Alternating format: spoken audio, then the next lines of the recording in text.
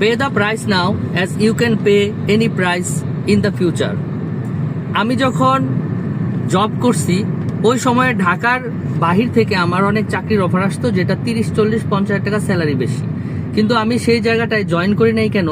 কারণ হচ্ছে যেটা যে সেইখানে আমার সকালে 1.5 ঘন্টা জার্নি করে যাইতে হবে এবং সন্ধ্যার সময় আবার 2 ঘন্টা জার্নি করে আসতে হবে। এই 3.5 ঘন্টা জার্নির টাইমটা আমার রাস্তায় যাবে, অথচ এই সময়টাতে আমি স্কিল ডেভেলপ করতে পারছি বা আমি ট্রেডিং বিজনেসের প্র্যাকটিস করতে পারছি বা বিজনেসম্যানদের সাথে দেখা সাক্ষাৎ কোলাবোরেশন করছি।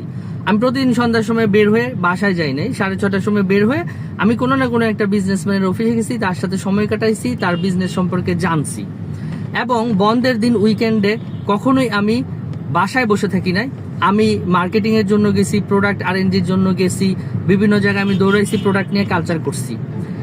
স্যালারির টাকা থেকে আমি ডিপিএস করি নাই, না করে উল্টা আমি ফেব্রিকের স্যাম্পল বানাইছি, গার্মেন্টসের স্যাম্পল বানাইছি, একটা কুরিয়ার করছি, মানুষের সাথে দেখা করে চা নাস্তার বিল দিছি, রাস্তায় ট্রান্সপোর্টের উপর টাকা ভাঙছি। এইগুলির পিছনে আমার প্রতি মাসে 20, 25, 30 হাজার টাকা যাইতো। এবং আমি ঢাকার বাইরে গিয়ে যে নতুন চাকরিতে হাই স্যালারিতে জয়েন করতেছি না, এখানে আমার 30-40 হাজার টাকা যাইতো। এর মানে আমি প্রতি মাসে মোটামুটি 70 থেকে 80 হাজার টাকা ইন্টেনজিবল আমি একটা লস দিছি। এবং এই লসটার ফলশ্রুতিতে যেটা হয়েছে, আমার এক্সপার্টিস আসছে এবং আজকের এই কোম্পানি দাঁড়াইছে।